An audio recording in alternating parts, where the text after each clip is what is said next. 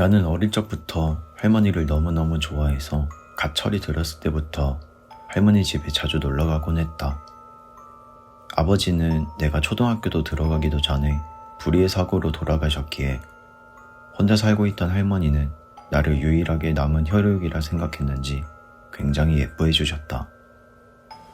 하지만 시어머니를 유독 싫어했던 어머니는 할머니가 돌아가실 때까지 단 한 번도 할머니를 만나러 간 적이 없었다. 실은 어머니는 엄마로서 그렇게 자격이 있는 사람이라고 할 수는 없었다.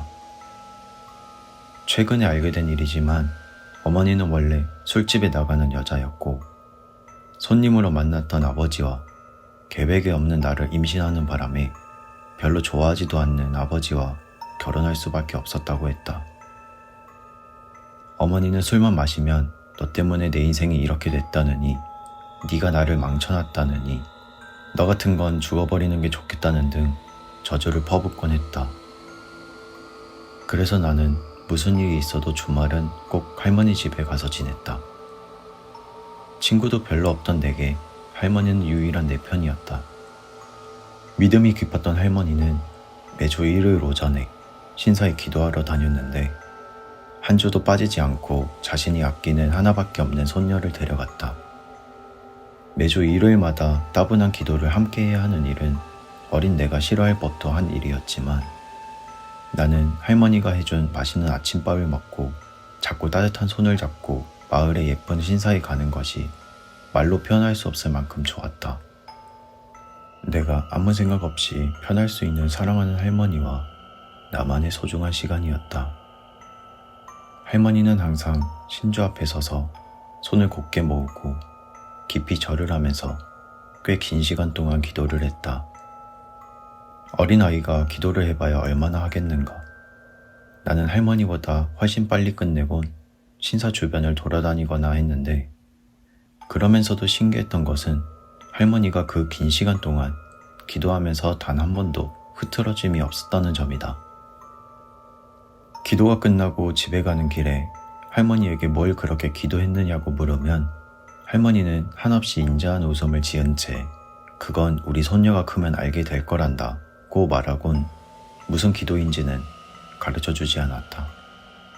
할머니는 그렇게 모른 척했지만 나는 할머니가 나를 위해 기도하는 것을 알고 있었다. 나는 어릴 적부터 기가 약해서인지 귀신이 잘 들렀다. 나를 재앙이라고 생각하면서 낳은 어머니의 사념이 나를 이렇게 만들었을까? 거의 매일 밤 나는 가위에 놀리느라 태어나서부터 지금까지 단 한 번도 푹 자본 적이 없었다. 가위뿐만이 아니라 자다가 내 손으로 끈을 내 목에 걸고 있거나 배를 반으로 찌르는 듯한 고통에 밤새 몸부림치거나 여튼 우리가 상상할 수 있는 모든 이상한 일은 다 나에게 일어났다. 부모라고는 어머니밖에 없었기에 그 일을 어머니에게 말을 했지만 어머니는 내 인생을 이렇게 망친 네 년이 그 정도로 힘들어 안 하며 네 년이 더 불행해졌으면 했는데 그거 참 잘됐다고 말했다. 내가 중학교에 들어서는 이런 일들이 훨씬 많아지고 악질적이 되었다. 1년 새에 교통사고가 3번이나 났고 수업 중에 발작을 일으키기도 했으며 밥을 먹을 때에는 항상 벌레를 먹고 있다는 환각이 보여 밥 한 술 제대로 먹을 수가 없었다. 도저히 정상적으로 학교에 다닐 수가 없어서 결국 학교도 나가지 않게 되었다. 어머니가 일을 나가고 집에 혼자가 될 때 항상 할머니가 찾아와서 나를 돌봐주었다. 매일매일 토하고 거식증을 보이다 또 과식증에 걸리기도 하고 항상 불안정했던 내가 자살 미수까지 해가며 힘들어할 때 할머니는 항상 내 손을 꼭 잡고 나를 달랬다. 가끔 제정신이 돌아왔을 때 옆에 할머니가 있는 걸 발견하면 그 순간만이 내 인생의 유일한 따뜻한 순간이었다. 나를 저주하는 어머니로부터 지켜주는 유일한 사람은 할머니였다. 내가 16살이 된 날 그런 할머니가 돌아가셨다. 내가 미치지 않은 것이 다행이었다. 나는 집을 나와 할머니 집에서 씻지도 않고 할머니 옷가지를 껴안고 몇 날 며칠을 울고만 있었다. 할머니 냄새를 맡고 흔적을 찾을 때마다 할머니의 인자한 미소가 떠올랐다. 할머니의 따뜻한 손길이 떠올랐다. 그런데 할머니가 돌아가시고 2주가 지났을 때 내 몸에 이상한 일이 생겼다는 걸 깨달았다. 더 이상 이상한 일들이 일어나지 않았다. 가위도 더 이상 눌리지 않았고 주변에서 일어났던 기괴한 일들도 거짓말처럼 사라졌다. 내 사정을 잘 아는 친구에게 이 사실을 말했더니 할머니가 수호령이 돼서 너를 지켜주는 게 아니냐며 마치 제 일처럼 신나 있다. 할머니는 돌아가셨어도 내 곁에서 나를 지켜주시는구나 라는 생각에 나는 용기가 솟아올랐고 내 삶은 180도 바뀌었다. 할머니가 돌아가시고 1년이 지나고 못 다녔던 학교를 다시 다니기 시작했다. 아르바이트도 시작했다. 친구가 많아졌고 나는 이전에 상상할 수도 없을 만큼 밝게 변했다. 어머니가 술에 취해 내게 저주를 퍼부어도 할머니가 함께 있다는 생각이 하나도 서럽지 않았다.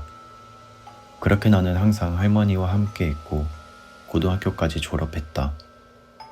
할머니의 수호령과 함께 전혀 달라진 나는 공부도 곧잘 했고 나는 할머니 집 근처에 있는 대학에 전액 장학금을 받고 입학할 수 있었다. 나는 성인이 됐기 때문에 불편한 어머니를 떠나 할머니 집에서 혼자 살며 대학에 다니기로 했다. 가끔 할머니가 그리워질 때면 찾아와서 청소도 하고 이것저것 손질을 하긴 했지만 몇 년이나 비어있던 집은 손볼 곳이 꽤 많았다. 내 짐을 가지고 와서 정리를 하다 할머니 옷장 깊숙이 있던 보따리 하나를 발견했다. 낡은 노트 꾸러미였다. 첫 번째 노트를 펼쳐 내용을 보니 할머니의 일기였다. 그날 무엇을 먹었고 어떤 일이 있었는지 바른 글씨로 또박또박 적어놓은 것이 꼼꼼했던 할머니를 느낄 수 있었다. 나도 모르게 눈물이 흘렀다. 노트를 몇 권째 읽어가면서 할머니와의 추억 하나하나가 떠올랐다. 눈물이 멈추질 않았다. 보따리 가장 밑에 있는 노트의 표지를 본 순간 나는 소리내어 꺽꺽 울 수밖에 없었다. 표지엔 할머니 특유의 예쁜 글씨로 내 이름이 씌어 있었다. 가장 소중한 소녀딸에 관한 일기만 특별히 따로 쓰신 것 같았다. 한참을 노트를 끌어안고 울다가 겨우 진정하곤 떨리는 손으로 첫 페이지를 넘겼다. 인연은 며느리년이 바람을 피워 만들어 온 애다.